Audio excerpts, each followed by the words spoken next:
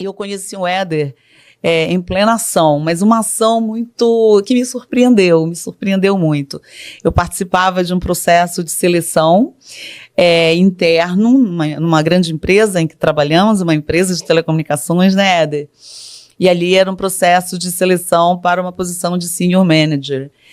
E quando o processo finalizou e eu fui aprovada no processo, eu recebi uma visita pessoal do Éder.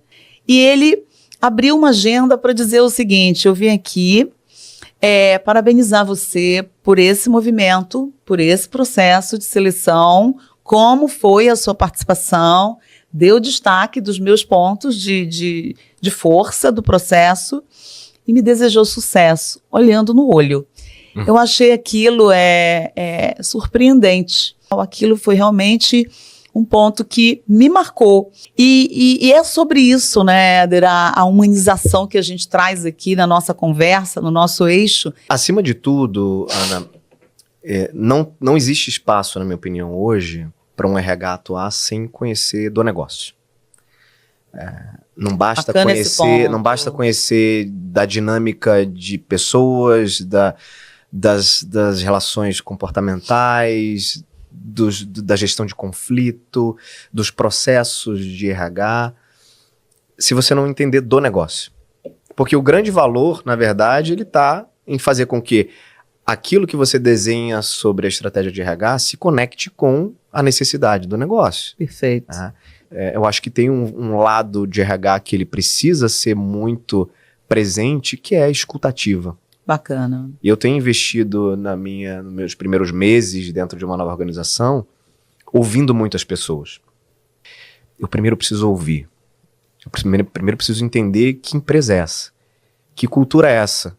Que eu comecei a descobrir ali naquele processo seletivo e tal, nas primeiras conversas, mas eu preciso entender onde é que de fato o calo aperta, quais são os valores reais na prática. É como ler o manual de um equipamento novo. Operar um equipamento novo complexo. Perfeito. Sem estudá-lo minimamente antes, você corre o risco de fazer besteira. Perfeito, perfeito. Então eu estou dedicando tempo para ler o manual. E parte dessa leitura de manual vem muito da escuta, de ouvir as pessoas, né, de forma genuína, com olho no olho, entendendo, né, as dores, entendendo as fortalezas, né, como é que elas enxergam aquele ambiente, né, o que do meu lado também, como RH, eu posso contribuir. Sim. Né, e aí você vai formando um diagnóstico amplo nesse sentido, para que, como um próximo passo, você consiga efetivamente atuar naquilo que é mais importante para o momento e criar planos que são mais de médio e longo prazo para coisas que são importantes, mas que levam tempo para acomodar dentro de qualquer organização. Né? E conectando com o tema que a gente conversou desde o início, né, de como é que a gente humaniza mais as organizações, eu acredito muito num processo de ampliar a autoconsciência. E talvez se cada um, né, dentro das organizações e as lideranças como um todo, e cada um de nós tivéssemos mais espaço e oportunidade para que a gente olhasse um pouco mais para dentro, para que a gente tivesse uma leitura mais adequada de quem somos, né, das nossas potencialidades, das nossas fraquezas e das nossas vulnerabilidades e tudo mais, mas acima de tudo que a gente ampliasse essa autoconsciência sobre nós mesmos, eu não tenho dúvida que a gente teria um ganho muito, muito significativo.